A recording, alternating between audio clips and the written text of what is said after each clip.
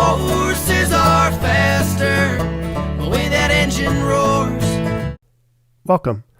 This is Kaylee, and in this video she will be installing a new radiator in her 1966 Mustang. Stay tuned to see how we solved a major issue that came up.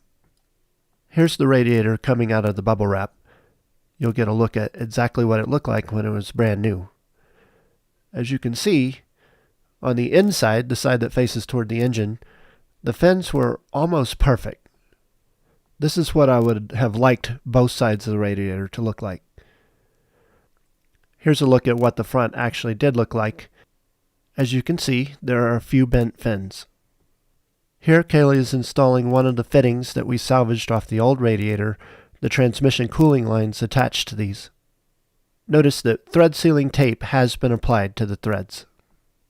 There was a little bit of crusty residue on the outlet for the radiator hose, so just a little bit of rubbing with sandpaper got that off, and Kaylee comes along with her finger and wipes it clean.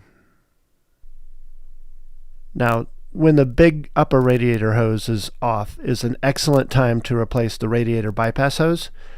The new one that we got was a little bit too long, so here Kaylee is using a hose cutter to make a nice clean cut and chop it to the right size. As you can see, there's all kinds of room to get in there that you wouldn't have if the upper radiator hose was installed. It makes it very easy to put on and tighten the hose clamps. Here comes the new radiator. Because the radiator doesn't really rest on anything at the bottom, it's helpful to use two people to do this job. One person holds the radiator at the right height, and the other person shoves bolts through the radiator support, through the radiator, and gets a nut started on the inside. There are 4 bolts that hold the radiator to the radiator support. Here's the installed radiator. We immediately noticed that the transmission lines were now going to the wrong spots and were also too long. This car already had breaks in the transmission lines, so she took the final pieces off.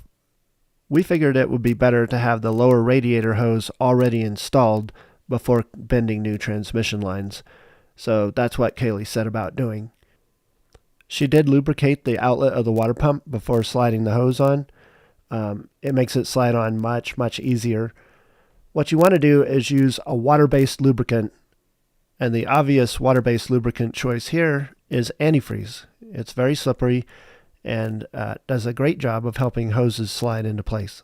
With one end of the hose in place, it was time to put on some hose clamps, making sure that they ended up in a position where they could be tightened.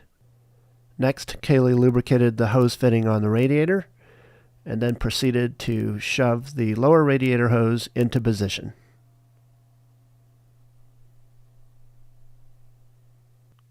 Then it was time to tighten the lower hose clamp and the upper hose clamp on this lower radiator hose. Here Kaylee is combining 3 fittings. 2 of them are 1/8 NPT 90-degree elbows, and there's also the transmission line fitting. The male threads of the brass fitting will thread into the transmission cooling port of the radiator. Why in the world are we doing this? Well, here was a really bad moment during the installation. We had the transmission line hooked up, and when we rotated the fan, it was actually hitting the fitting. Based on a bunch of measurements, here's what's going on. This drawing shows the location of the stock radiator's transmission cooling port. The green circle represents the area swept by the stock fan blades. The engineered cooling products radiator moves this transmission cooling port about a ½ inch to the left. And now that transmission cooling port is within the area that is traveled by the fan blades. We didn't really want to return the radiator, so instead we made this drop down that allows the transmission cooling line to attach about an inch lower than it otherwise would have. If you're very observant, you may have noticed that the threads on this drop down don't have thread sealer. That came back to bite us, and we ended up later having to take it off and put thread sealer on because of leaks. As I mentioned earlier, the old transmission lines were all wrong to thread into the new radiator. So here, Kaylee is doing a little bit of bending and creating a diagonal where this transmission line will thread into our new fitting, and then it will slide over a bit and then it will join up with the old transmission line where it already was ending.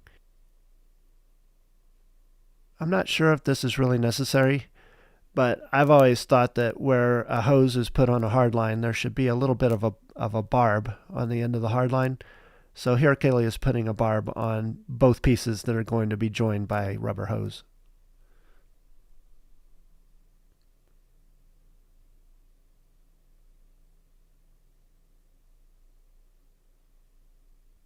So now Kaylee's putting on a short section of rubber hose, and then she'll slide on a couple of hose clamps before sliding in the new section of line that she just bent.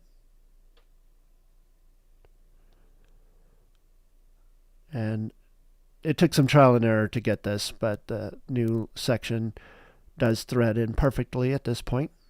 So she's going to go ahead and tighten that up. Keep in mind that your front sway bar is a moving suspension component, and route your transmission cooling lines accordingly. With the hard line where we wanted it, Kaylee could go ahead and tighten up the clamps on this section of rubber hose. Compared to the right side, the left transmission cooling line was a piece of cake. A previous owner had cut this line into sections joined by a section of rubber hose, so we just had to shorten the last section a little bit and then tighten everything up. Now it's time to install the upper hose. Here Kaylee is lubricating the hose fitting of the thermostat housing, and as you can see, the hose slid right on. Then it was time to put hose clamps on, paying attention to their orientation and that it was easy to get to them with a screwdriver to tighten them later.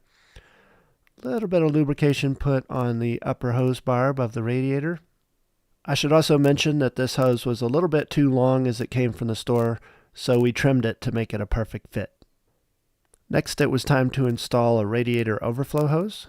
She's already slid it onto the barb right by the radiator cap and is sliding it down through a couple of holders that run down the left side of the radiator. She's pulling the hose through, and then it's going to be way too long. After routing the hose where we wanted it, on the top and down the side, we could go underneath the car and trim it to appropriate length. That's all the fluid connections, so then it was time to go ahead and put the fan pulley on, followed by the fan spacer and the fan itself. Now, the fan bolts have to go ahead and be put in before you slide it down because there's just not enough room for the bolts once the fan is in position. Each one of the fan bolts gets a lock washer. You can see about how much of the threads stick out of the spacer. It's important that they not be too short and not be too long. Either one will cause a problem. Notice that Kaylee was very careful not to touch the fins of the radiator as she was sliding the fan into position, and she'll continue to need to be very respectful of those radiator fins as she's tightening each bolt. A ratcheting wrench comes in very handy here. First test, did our fan hit anything? It did not, and there was plenty of clearance. With the fan belt back in place, I'm prying against the alternator to get the belt to be about the right tension. I like to pry with something wooden so that it doesn't damage anything. The upper bolt is the alternator's pivot point, and the lower bolt is the one that holds it in its final position. The entire job was done with the battery disconnected, so here Kaylee is reconnecting the car's ground to the negative terminal of the battery. Kaylee's very happy to be done with this job. Comments and questions are always welcome, and they help other viewers. Thank you for watching. See, every morning when I wake up, I think, what would a moron do? And then I do exactly that. Well, job well done, Rotators. Thank you. I'm kind of an expert. Not to brag or anything.